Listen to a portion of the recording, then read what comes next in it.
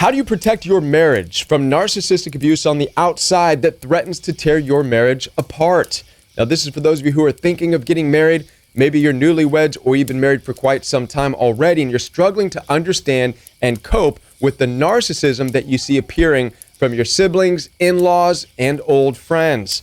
Well, here's a list of things to do and not to do in order to protect your marriage from narcissism. My name is Kevin, and this is The Royal We.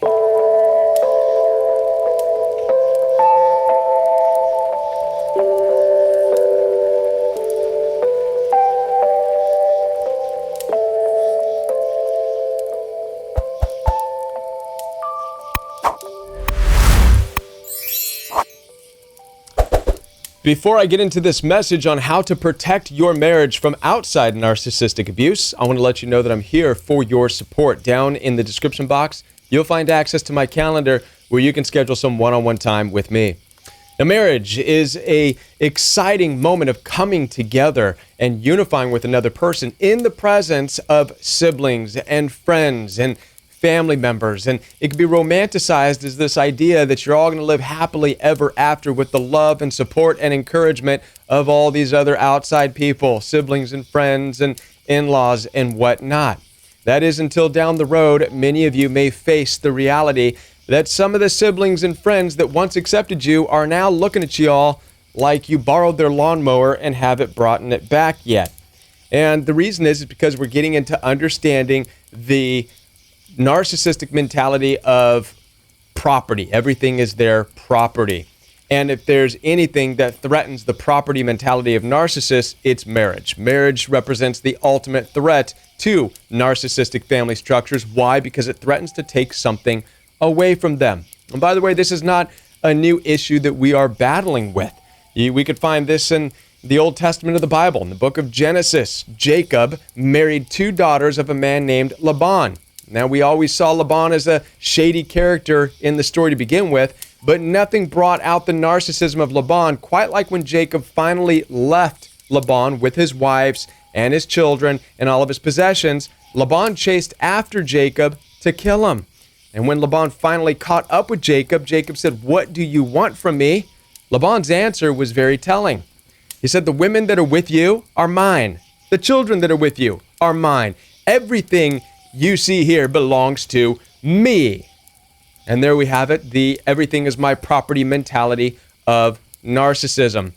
And you may come face to face with this in your marriage in dealing with certain siblings and friends. And so how are we to respond to this? Here's a list of to-dos and not to-dos in dealing with narcissism in friends and siblings that threaten your marriage.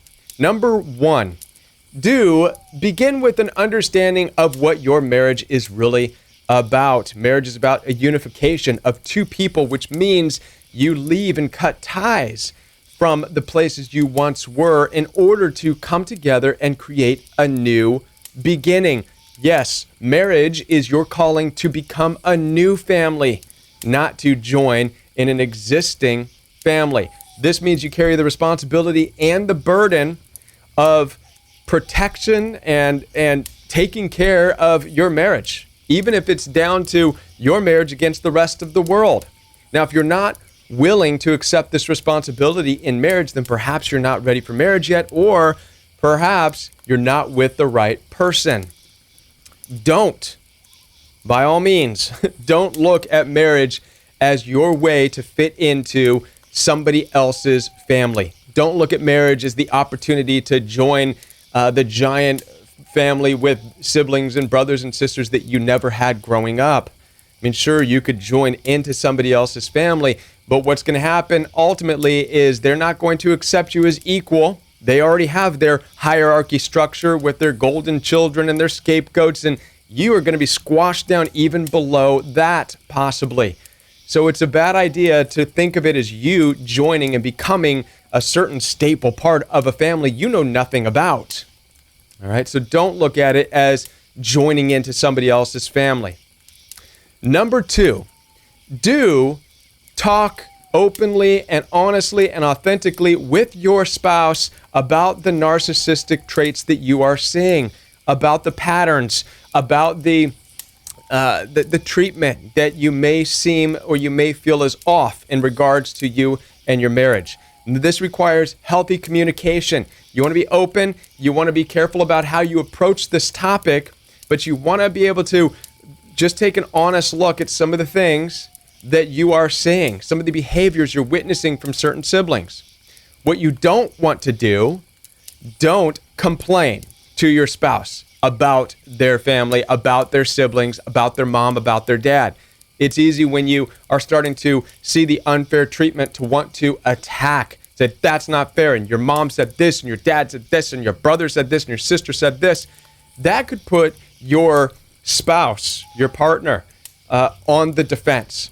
Chances are they already know the background of their own family. They know the craziness of their family. They don't need it shoved down their throat, and they're not going to see it exactly the way you see it. So you don't want to attack them for their family's misbehavior, for their narcissistic tendencies, okay? Keep an open dialogue about it, but don't attack them. Don't make your spouse feel uncomfortable, because that could drive a wedge in your own marriage. The third thing is reinforce the positive parts of your marriage as much as you possibly can. What this means is to talk up all the good things about your marriage, all the loving things of your marriage. Share that on your social media. Share that every chance you get. What you'll notice with narcissists is they will ignore that stuff and they'll start ignoring you, and they'll actually distance themselves from you. Why? Because they don't want to hear how happy you are, because they have nothing from which to attack you if you're sharing the good things about your marriage. All right? Don't share the problems about your marriage. Listen, all marriages are going to run into financial issues. All marriages are going to deal with illnesses, certain suffering, certain problems. You don't want to share these things over and beyond with siblings and with in-laws. And the reason is because when you deal with narcissists and the potential of narcissism, they will use these as weapons to attack your marriage, to say, see, you're not doing it right, you're not meant to be together, you're going to fail, and further drive a wedge in your marriage. So you want to be very careful about the problems that you share.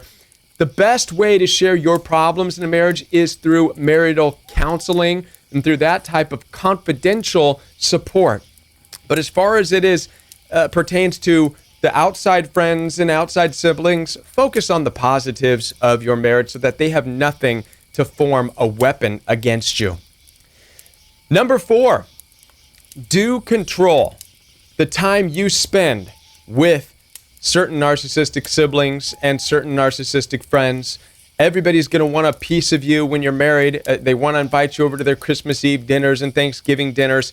And it's easy to want to start to take all of these and find your place in all these, but you need to control as a married couple where you go and how long you're there, even if it means you decide not to take an invitation to this Christmas Eve or this Thanksgiving and do something on your own. This puts you in control of where you go and how long you're there for, and you're not giving a foothold to the controlling, manipulative narcissists, okay? Don't fall into the trap of taking every single invitation because narcissistic siblings and friends make you feel guilty if you don't show up. You have to show up to this Christmas Eve or you're bad. You have to show up to this Easter because it's what our family's always done.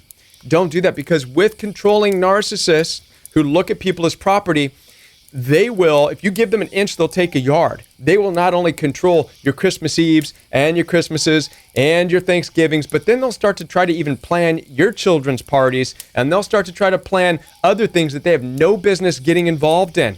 That's the controlling, everything is my property mentality of narcissists. So you want to head that off right from the get-go. You take control of your marriage, where you go, when, how long, what for. Remember that. Number 5, last but not least, you want to slowly create distance between you and your marriage and all of your siblings and your friends. This is the journey of marriage. It's slowly taking steps back. I've made a video in the past called Walk, Don't Run from Narcissistic Abuse. This is that a time where you want to start to walk. Perhaps move to a different city, okay? Move to a different area. Slowly start to distance yourself. This is going to give you the power and the control, and it's the statement that you and your family are forming your own way. And this is what marriage is all about, Keep in mind, many of you wouldn't even be here where you're at right now if your siblings, your great-great-great-grandparents didn't move away from their parents and their siblings in the UK or in Europe or wherever they came from. So there's a natural progression in marriage to distance yourself from where you once were. So take it slow, but steady. Create that distance. Don't fall into the trap of staying close to your siblings all of your life. Don't look at marriage as you living next door to mom-in-law, dad-in-law all of your lives, because you will never form your own family that way. You will never fully realize what your marriage is called for and what the purpose of your marriage is if you're staying living with mom and dad for the rest of your lives. How will you ever differentiate your own marriage? I hope that this video was insightful and informative for you. I want to be a part of your healing journey. Down below in the description box, you will find access to my calendar where you can schedule some one-on-one time with me. And if you are a married couple looking for support together, you can contact me as a couple. Also down below, you'll find access to Royal We live chat every Monday night and Royal We Fellowship every Saturday morning. Follow me on Instagram at Join the Royal We, and I'll be back with more videos for you right here on the Royal We.